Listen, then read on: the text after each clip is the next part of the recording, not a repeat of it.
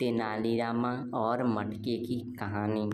एक बार की बात है, किसी कारण से महाराज कृष्णदेवराय तेनालीराम से नाराज हो गए थे।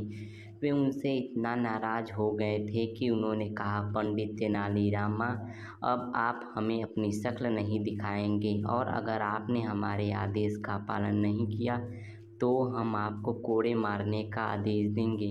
महाराज की यह बात सुनकर तेनालीराम वहाँ से चुपचाप चले गए। अगले दिन जब दरबार लगा तो तेनालीराम से जलने वाले कुछ मंत्रियों ने महाराज के दरबार में आने से पहले ही उनके कान भरने शुरू कर दिए। उन्होंने कहा, महाराज, आपके मना करने के बावजूद तेनाली दरबार में आ पहुँचे। इतना ही नहीं, यहाँ आकर वे हंसी ठिठोली के भी कर रहे हैं।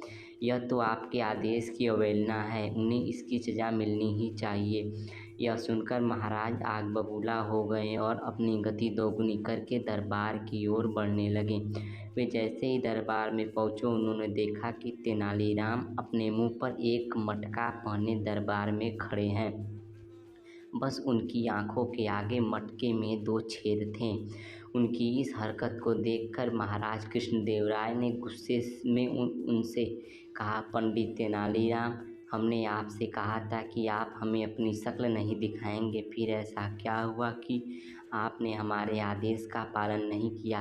महाराज की बात पर तेनालीराम ने कहा, महाराज, मैंने आपको मेरी शक्ल कहाँ दिखाई? चेहरे पर तो मैंने एक गोल मटका पहना हुआ है। हाँ, मेरी आंखों पर मौजूद इन 2 छेदों से मुझे आपका चेहरा दिख रहा है, लेकिन आपने मुझे अपनी शक्ल देखने से तो मना नहीं किया है ना।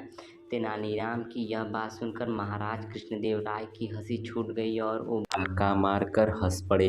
उन्होंने कहा, पंडित तेनाली, आपकी बुद्धि के आगे हमारा गुस्सा करना मुमकिन ही नहीं। अब इस मटके को उतारें और अपनी जगह पर आकर बैठ जाएं। अगर वीडियो अच्छी लगी हो तो लाइक करें।